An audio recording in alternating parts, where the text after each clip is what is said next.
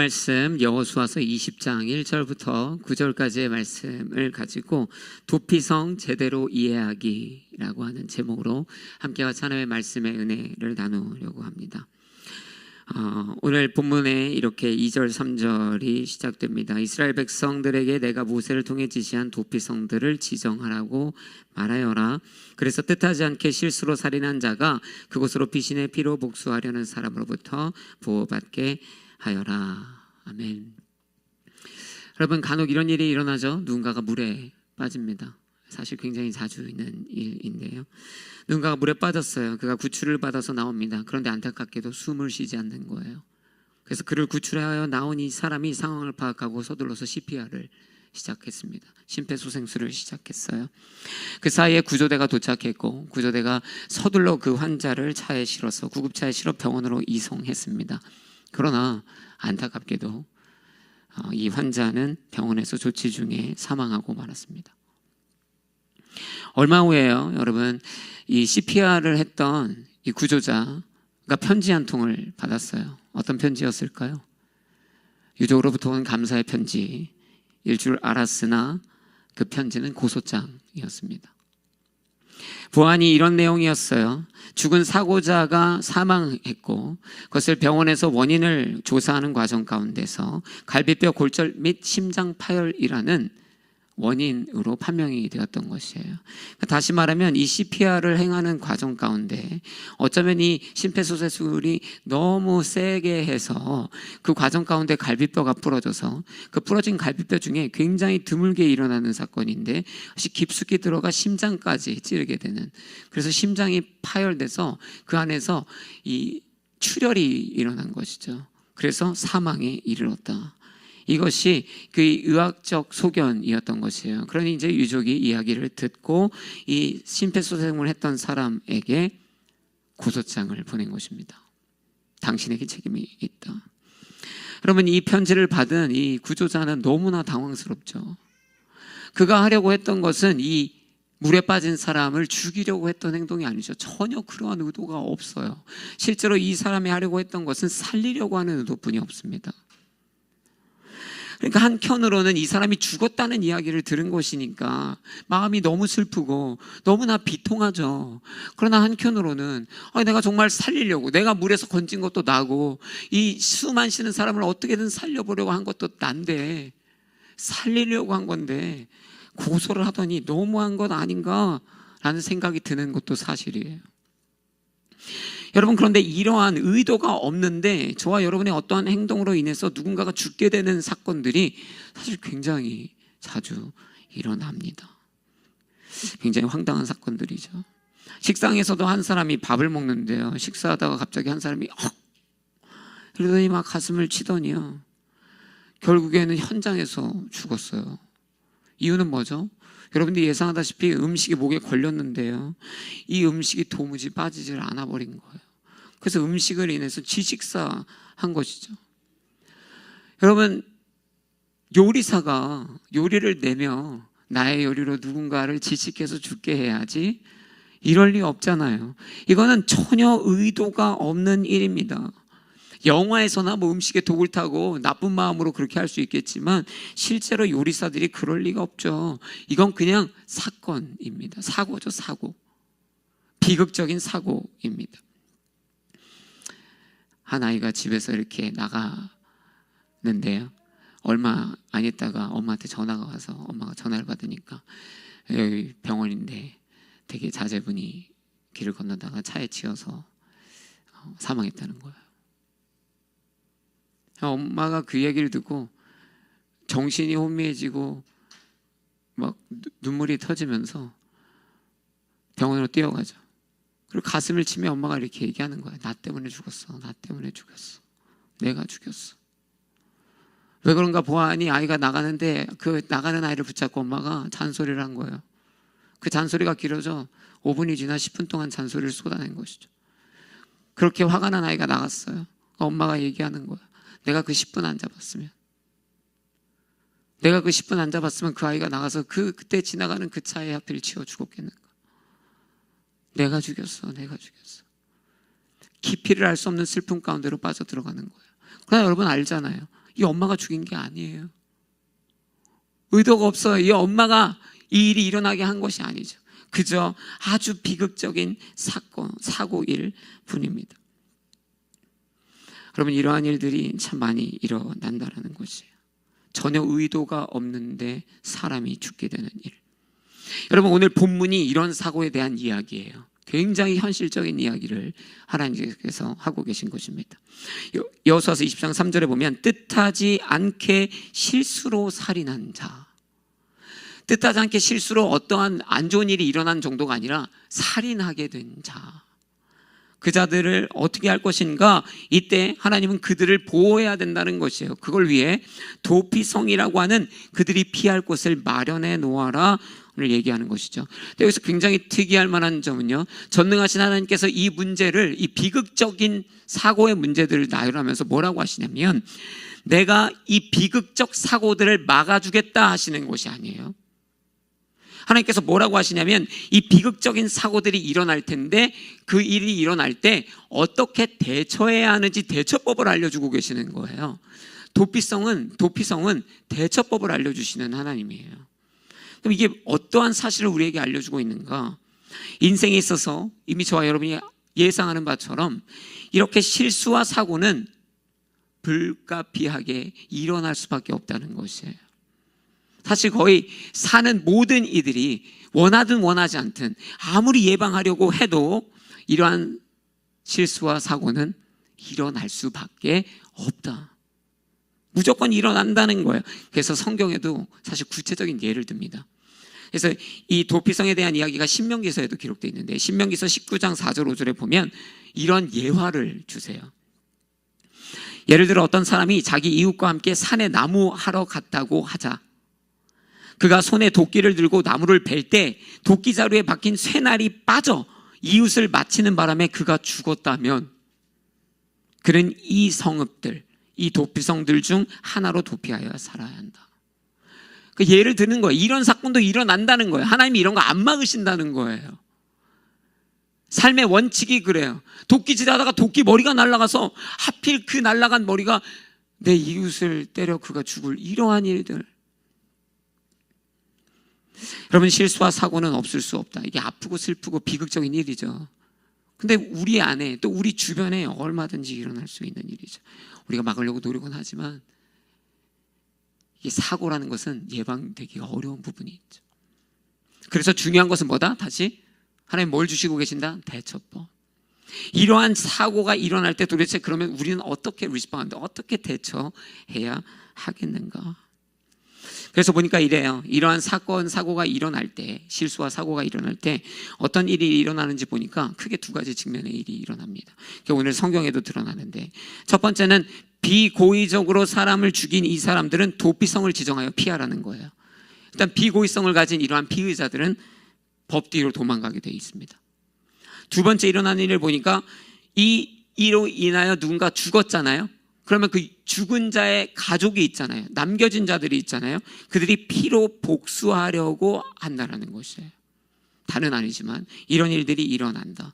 그러니까 피의자라고 우리가 부르는 이 측면에서 보면 이 일이 일어나고 나면 일단 법 뒤로 도망가야 돼. 도피성으로 도망가는 것이고요. 유족의 측면에서 보면, 유족과 관련된 자들의 측면에서 보면 슬픔과 분노에 함몰되어 복수까지도 생각하게 되는 이러한 결과들이 일어나는 것입니다. 이 사고들이 일어날 때. 근데 이게 그때도 그랬고 이 성경의 시대도 그랬고 오늘날도 똑같아요. 이러한 비고의적인 살인사건이 일어나잖아요. 그럼 피의자는 어떻게 됩니까? 일단 법 뒤로 도망갑니다. 실제 법이 이러한 자들을 보호해요. 법의 기본 원칙은 뭐예요? 무죄 추정의 법칙입니다.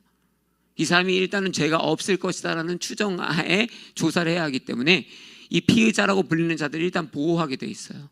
그리고 더 나가서 조금 위험하다 느끼면 신변 보호를 해줍니다. 우리가 소위 말해 죄인일지도 몰라라고 부르는 이 사람들을 일단은 보호해 주는 것이에요. 그럼 한편 유족은 어때요? 유족은 똑같죠. 유족도 같은 사람이니까 과거나 지금이나 슬픔과 비통함과 분노 가운데로 빠지겠죠. 그런데 문제는요, 이 유족을 위해서는 도피성 같은 게 없어요. 이 유족을 위해서는 사회나 법이 준비한 것이 그다지 많지 않습니다. 그런 프로그램이 잘 없어요. 그러니까 오늘 성경 본문도 사실 보면 우리가 도피성을 보고 있거든요. 그러니까 피의자들, 비의도적으로 사람을 죽인 자들에 대해서 그들을 보호하려고 도피성이 제정되는 것을 보는 것이에요.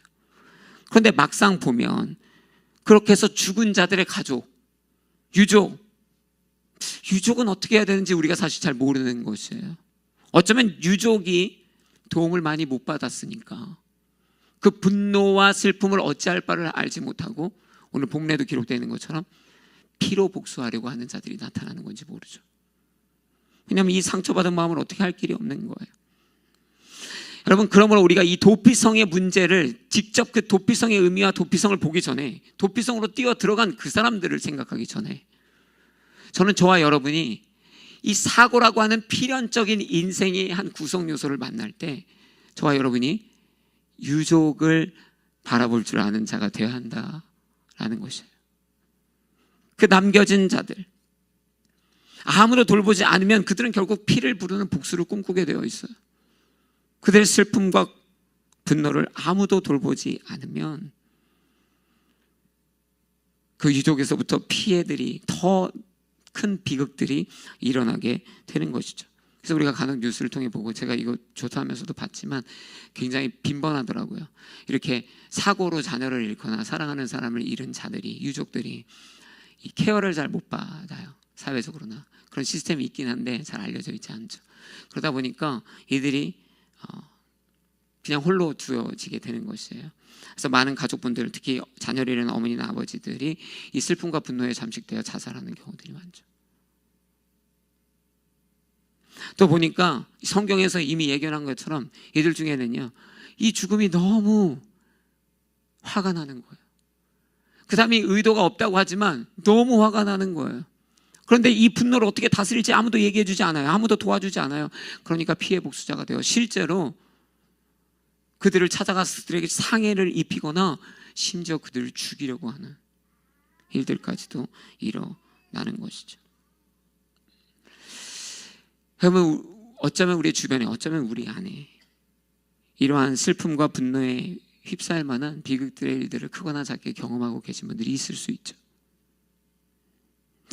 그들의 슬픔과 분노가 그들을 잠식하지 않도록 저와 여러분들이 그들을 위로하는 믿음의 자녀들이 되어야 할 줄로 믿습니다. 여러분, 그러나 우리가 이 사실을 좀 알죠. 이 정도로 큰 사고를 겪어서 사람이 죽는 이런 일들을 겪으면 사실 우리가 큰 위로와 큰 힘이 되지 않는 경우가 많아요. 뭘 해도 사실 좀 힘들죠. 그럼에도 불구하고 저와 여러분이 이러한 상황에 누군가를 마주하게 된다면, 이웃을 마주하게 된다면 우리가 할 수 있는 일, 해야 하는 일을 해야 합니다. 그게 무엇이죠? 기도입니다. 한번 따라해 보시겠어요? 기도입니다. 여러분, 그 아픈 눈물의 사람, 그 분노에 있어서 어떻게 할지를 모르고 불타오르고 있는 그 사람을 위해 사실 저와 여러분이 기도해야 합니다. 간절히 기도해야 합니다. 또한 그들 곁을 지켜줘야 합니다. 여러분, 우리가 간절히 하나님 앞에 이들을 위해 기도할 때 우리의 짧은 언어가 아니라 정말 하나님 앞에 눈물로 기도할 때 하나님의 사랑과 도움과 위로와 평안이 그들에게 임할 줄로 믿습니다. 이것은 우리의 수준의 영역이 아니에요. 하나님의 손길이죠. 여러분, 하나님의 도우심이 얼마나 위대한지, 하나님이 그들을 도우실 때 슬퍼하되 슬픔에 압도되지 않게 하세요.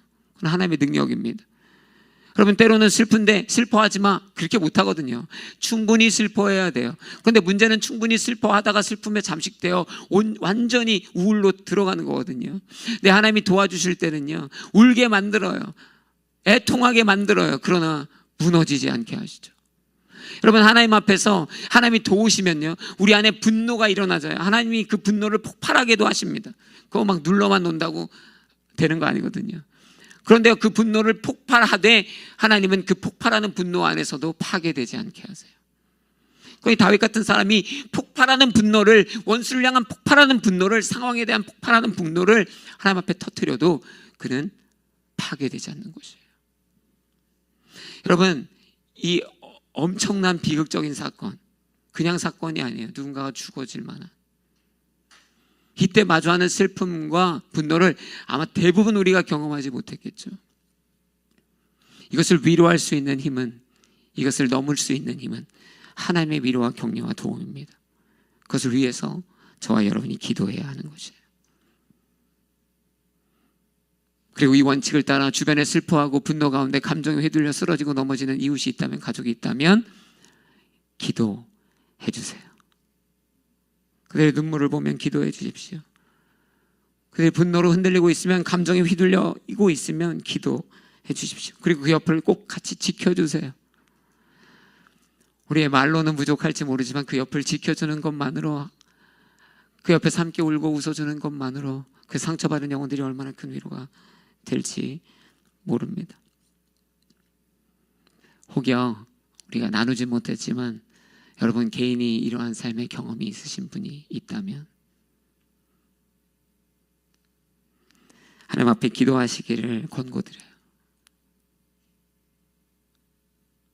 하나님의 위로하심과 하나님의 도우심을 믿고 그분 앞에 간절히 슬픔과 분노에 잠식되지 않도록, 그 감정들에 압도되지 않도록 바라기는 우리 모두가 이러한 비극적인 사고를 만나지 않아야 될 것이에요. 그러나 혹시나 우리의 삶에 이렇게까지는 비극이 아니어도 어려움을 마주하게 된다면, 그래서 슬픔과 분노가 저와 여러분을 잠식하려고 할 때가 있다면 꼭 하나님께 기도하시기를 권고드립니다. 그리고 주변을 찾으세요. 도움을 찾으세요. 너무 힘드시면 옆에 있는 사람을 바라보세요. 옆에 지금 있는 사람 한번 보세요. 어떻게 도와줄 것 같습니까? 서로 찾으세요. 그 사람이 거기 있는 이유는 하나님이 당신 도우라고 주신 거예요. 하나님을 찾고 이웃을 찾을 때, 서로가 서로에게 위로가 될 때 슬픔과 분노를 이겨내고 회복되는 기적이 일어날 줄로 믿습니다. 저는 그런 교회 공동체가 되기를 소망해요. 위로와 회복이 가득한 교회 되기를 주의 이름으로 축복합니다. 하나님께서 어떤 메시지로 주시는가 한번 따라해 보시면 좋겠습니다. 도피성은 면죄부가 아니다. 다시 한번 할까요? 도피성은 면죄부가 아니다. 여러분, 도피성의 의미가 무엇인가? 표면적으로 보면 뭐예요? 살인자가 보호받은 거예요. 그래서 사고지면 어쨌든 누가 죽었잖아요. 그러니까 편의적으로 얘기하자면 살인자인데, 살인자가 구원받는 것이죠. 그러나 다시 이것을 정확하게 얘기할 필요가 있어요. 이 정확하게 얘기하자면 도피성은 실수한 자를 구원한 거지, 그죠? 살인자를 구원한 건 아니에요. 차이가 있죠. 실수로 사람을 죽인 거지 고의적으로 사람을 죽인 건 아니니까. 도피성은 실수한 자는 보호한 것이지만 살인자를 보호하는 그런 성은 아닙니다. 도피성은 실수한 자에게 베풀어지는 하나님의 은혜예요. 죄인에게, 죄인을 구원하기 위해 세워진 성이 아닙니다. 여러분, 만약에 이 도피성을, 오늘 본문에 나오는 이 도피성을 죄인들도 언제든 가가지고 용서받을 수 있구나, 그냥 가면 다 여기 보면 이게 보호받을 수 있구나, 구원받을 수 있구나, 이렇게 생각하면 사실 문제가 생길 수 있어요. 왜냐하면 죄가 큰 문제가 아닌 것이 되는 것이에요. 그냥 가면 아무 어려움이 없이 그냥 바로 용서받을 수 있는 거예요. 구원받을 수 있는 거예요. 보호받을 수 있는 거예요. 그러면 죄가 뭐 별로 큰 문제가 아니죠. 여러분, 근데 도피성은 그런 성이 아니라는 거예요.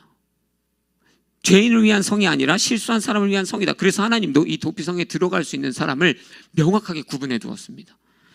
그래서 보면 그 구분할 수 있는 안전장치를 두 가지 마련하셨는데요. 4절에 보면 그 성 입구에 서서 그 성의 장로들 앞에서 자기 사건을 진술해야 한다, 이렇게 얘기해요. 그러니까 아무나 죄를 짓고 예를 들어 사람을 죽이고 이 성에 달려와서 나 성에 들어갈게요 한다고 들어갈 수 있는 게 아니다. 일단 무조건 어떤 경위로 여기에 왔고 들어가려 하는지를 1차적으로 검증해내야 됩니다. 그래서 1차 걸음이 있어요.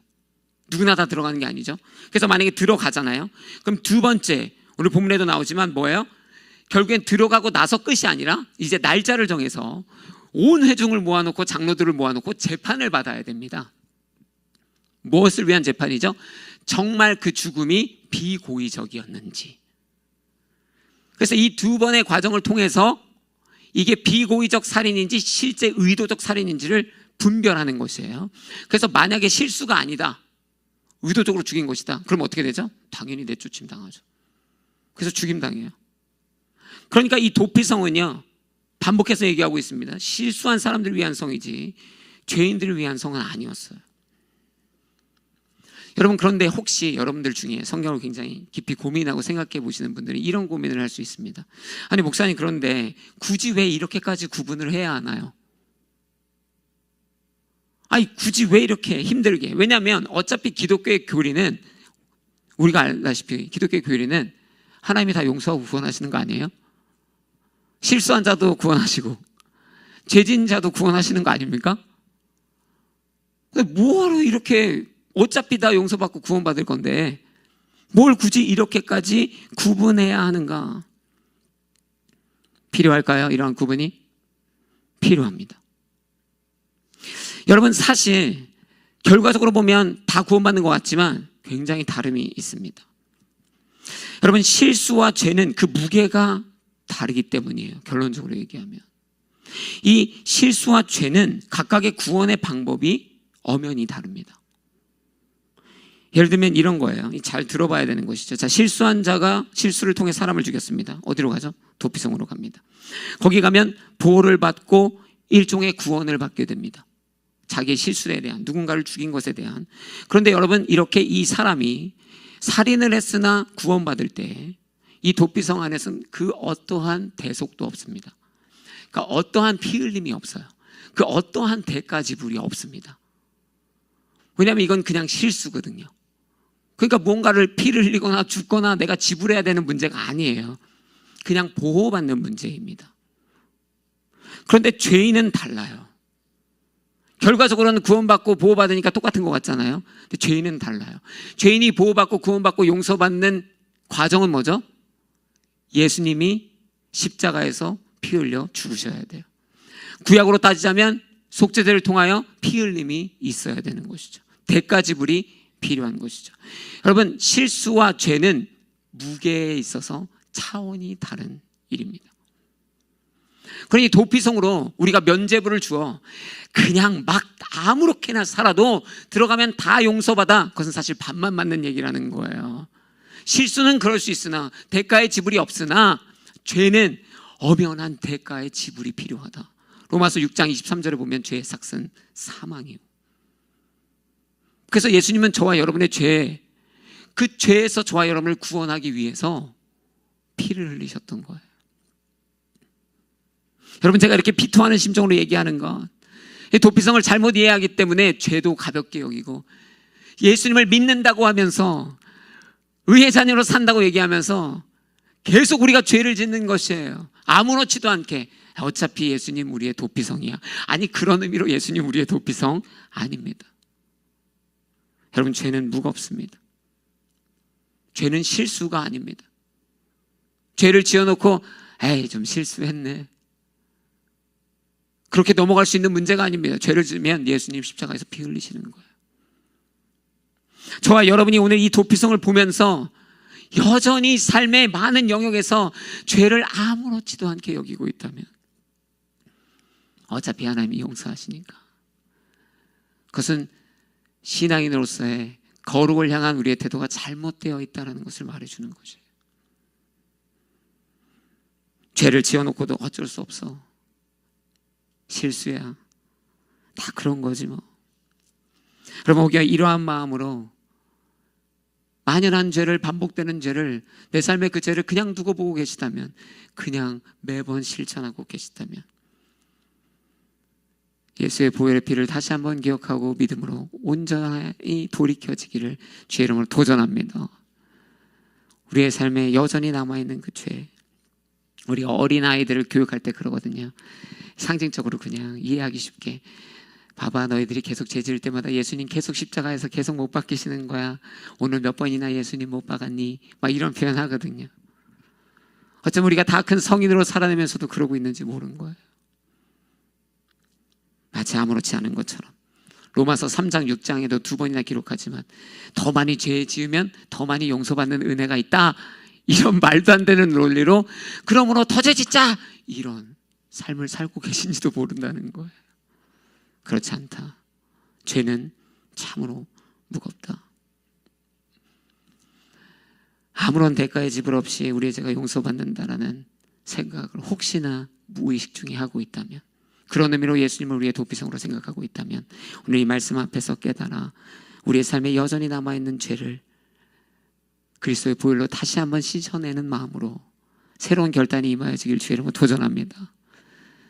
거룩하십시다. 우리 옆에 분에게 얘기해 주세요. 거룩하십시다. 이렇게 얘기해 주세요. 거룩하십시다.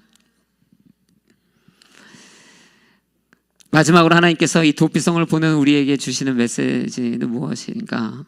한번 저를 따라해 보시면 좋겠습니다. 사고가 사건이 되지 않도록 하라. 사고가 사건이 되지 않도록 하라. 여러분, 도피성의 목적이 무엇인가? 사실 이건 굉장히 쉬워요. 그죠? 피해자를 보호하고 구하는 게 목적입니다. 왜냐하면 비고의적으로 죽였으니까 이 죄가 없는 거거든요. 그러니까 이 사람이 혹시나 복수를 받아서 죽을 수 있으니까 이 사람을 보호해야 되잖아요. 그러니까 그것이 프라임 목적입니다. 도피성은 이 피해자를 좀 보호하자. 그러나 도피성의 목적은 사실 거기서 그치진 않는다는 것이에요. 결론적으로 얘기하면 도피성의 또 다른 목적은요, 앞서 우리가 이미 선포한 것처럼 실수가 죄가 되지 않도록 하는 예방책이고요, 사고가 사건이 되지 않도록 하는 예방책입니다. 우리가 앞서 유족을 보았잖아요. 다시 그들에게 돌아가 보면 오늘 성경이 무슨 얘기를 했다고요? 피해 복수를 얘기했어요. 이 가족을 잃었기 때문에 이들이 너무 분노가 일어나서 내가 저를 죽여야겠다. 여러분, 이게 무슨 의미입니까? 피해자가 가해자가 된다는 의미예요. 사고가 사건이 된다는 의미고 실수가 죄가 된다는 의미입니다. 여러분, 그래서 도피성이 굉장히 중요해요. 이 도피성은 이 비의도적 피의자, 이 살인자를 보호하는 데서 그치는 것이 아니라 또 누굴 보호합니까? 유족이 살인자가 되는 것에서 보호해 주는 거예요. 유족이 죄인이 되는 것을 예방해 주는 것이죠. 그래서 굉장히 이 도피성의 법은 디테일합니다. 5절 이하의 말씀에 나오지만 이 실제로 도피성으로 누가 찾아온다고요? 피해 복수자들이 찾아도 오는 거예요. 왜냐면 어디 있는지 아니까. 그래서 와서 장로들에게 한탄하며 얘기하는 거예요. 그 사람을 당장 나에게 내보내 주시오. 내가 내 잃은 자녀, 내 아내, 내 남편을 위해 복수를 해야겠습니다. 그때 성경이 뭐라고 합니까? 절대 내어주지 말아라. 내어줄 수 없다는 것이에요. 또 뭐라고 얘기합니까? 성경 기록되기에 이 도피성은 6군데의 장소의 도시로 제정됩니다. 이 요단강 동편의 3곳, 요단강 서편의 3곳이에요. 그렇게 해서 무엇을 염두했습니까? 모든 것에서 누구든지 이 도피성이 필요할 때 가장 빠르게 접근할 수 있도록. 그래서 피해 복수자가 서둘러 쫓아와 이 사람을 죽이기 전에, 그 비고의적으로 사람을 죽이게 된 이 사람이 하루빨리 서둘러 도피성으로 피할 수 있도록. 메시지는 똑같아요. 결국에는 보호하겠다는 것이에요. 이 피해자가 분노에 휘말려 피의자를 보호하는 건 당연하고, 이 피해자 유족이 이 분노에 휘둘려 죄인이 되고 살인자가 되는 것을 막으시려고 하는 것이죠. 여러분, 생각해 보면 이 오늘 본문에도 나온 이 사람들이 결국에는 그냥 평범한 엄마, 아빠, 형제, 자매, 친구, 이웃 아닙니까? 이 사람들이 살인자여서 피해 복수를 꿈꾸는 게 아니에요. 그냥 잘 지내고 있다가 어느 날 사고로 내 아들이, 내 남편이, 내 아내가, 내 부모가 죽었어요. 그래서 갑자기 평범했던 사람들이 내가 내 아들을 위해서 저 애를 죽여야겠어. 살인자가 살인하러 뛰어드는 게 아니에요. 그냥 평범한 우리의 이웃이 어느 날 갑자기 이 분노에 휩싸여 살인자의 길로 내달리는 것이에요. 만약에 그들이 그렇게 해서 죽였다면, 우리 뉴스에서 보잖아요. 미국에서 2013년인가 한 법정에서 조카를 죽인 그 범죄자를 그 재판장에서 총 쏴서 죽였어요. 삼촌이. 내 조카를 죽였기 때문에 그 사람을 살려놓을 수 없다는 거예요. 그렇게 그 사람이 평범한 하루를 살아내던 그 삼촌이 세상의 법으로는 결국엔 살인자가 되어 감옥에 들어가게 되는 거죠. 얼마나 비극적인 일들인가. 여러분, 도피성은요, 단순히 그냥 피의자를 보호하려고 하는 하나님의 의지에서 멈추지 않습니다. 도피성의 은혜는 피해자의 유족을 보호하시는, 그 망가지는 그 위험들 앞에서 보호하신 하나님의 은혜의 손길인 줄로 믿습니다. 실수가 죄가 되지 않도록, 사고가 사건이 되지 않도록 하나님이 이 도피성 세워주시는 것이에요. 그래서 도피성은 하나님의 진정제예요. 진정해 조금. 죄의 억제제입니다. 그 죄로 내달리지 마. 사탄의 충동에 지지 마. 그 슬픔은 알죠.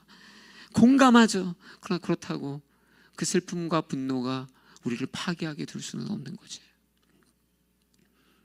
하나님 왜 이렇게까지 하시겠는가? 하나님은 우리가 죄인 되는 것을 그냥 두고 보시지 않는 것이죠. 저와 여러분이 어떤 이유로든지 간에 이 실수 앞에 서서 죄를 짓게 되는 것을 하나님은 원하시지 않으세요. 하나님은 언제나 우리가 죄를 짓는 것을 원하시지 않습니다. 죄인이 되는 것을 막으시는 것이죠. 하나님이 기뻐하시는 것은 저와 여러분이 죄를 짓고 회개하는 것이 아니라 애초부터 죄를 안 짓는 것입니다. 그래서 하나님이 도피성도 세워주시는 거예요. 죄를 예방하시는 것이죠. 생각이 여기까지 이르면 우리도 이 적용점으로 우리의 마음에 정하며 오늘 메시지를 마무리할 수 있어요. 여러분, 앞서 첫 번째 얘기했던 것이 이 슬픔과 분노에 휘둘리는 우리의 이웃들, 비극으로 인해서 이들 위해서 우리가 위로자, 기도자가 되자고 했어요. 근데 오늘 여기까지 말씀에 이르고 보면 한 가지 더 할 수 있다 생각하게 되죠. 뭘 할 수 있습니까? 저와 여러분이 상징적이지만 도피성이 되어줄 수 있어요. 죄의 예방자가 되어줄 수 있는 것이죠. 우리가 감정에 휘둘려서 죄로 내달리려고 하는 언어로 막 쏟아내고 행동으로 막 쏟아내려고 하는 그 비탄함에 그 비극을 마주한 나의 이웃들과 나의 가족들에게 죄의 억제제가 되어줄 수 있는 거예요. 그들의 감정의 압도에 진정제가 되어줄 수 있는 것이죠. 여러분, 그런 의미에서 도피성과 같은 이웃이 되기를 주의 이름으로 축복합니다. 그래서 저와 여러분을 인하여서 감정에 휘둘려 죄로 내달리는 그 우리의 주변에 아픔 가운데 있는 이웃들이 죄의 자리까지 나가지 않도록 우리가 함께 같이 도와주는 믿음의 동역자들 될 줄로 믿습니다. 말씀을 마무리하겠습니다. 도피성을 그냥 표면적으로 보면 하나님께서 비고의적으로 사람을 죽인 이 실수한 자에게 은혜를 베푸셨구나 이렇게 볼 수 있지만 오늘 이것을 통하여서 우리가 기억하는 것은 이런 비의도적으로 사건이 일어나서 피해자의 유족들이 생길 때 우리의 이웃이 그러한 슬픔과 분노로 그들의 마음이 파괴되어지려고 할 때 그들과 함께 해주고 무엇보다 기도함으로 참된 위로자가 되어주다라는 것이에요. 기도로 참된 위로자가 되어주는 것, 그것이 저와 여러분에게 주신 하나님의 첫 번째 메시지예요. 두 번째는 실수와 죄가 엄연히 다르다는 것이죠. 죄를 가벼이 여기는 습관을 버리시기를 주의 이름으로 도전합니다. 죄는 절대 가볍지 않아요. 예수님 피 흘리셔야 했다. 그러니 죄를 멈춰야 한다 라는 것입니다. 마지막으로 하나님께서 도피성을 통해 우리에게 주시는 말씀, 죄의 억제제로의 삶입니다. 우리의 평범한 우리의 이웃들이, 사랑하는 우리의 가족이 감정에 휘둘려 죄의 길로 가지 않도록 저와 여러분이 거룩의 길로 그들의 손을 잡고 함께 동역해 줄 수 있게 될 줄로 믿습니다. 함께 같이 기도하겠습니다.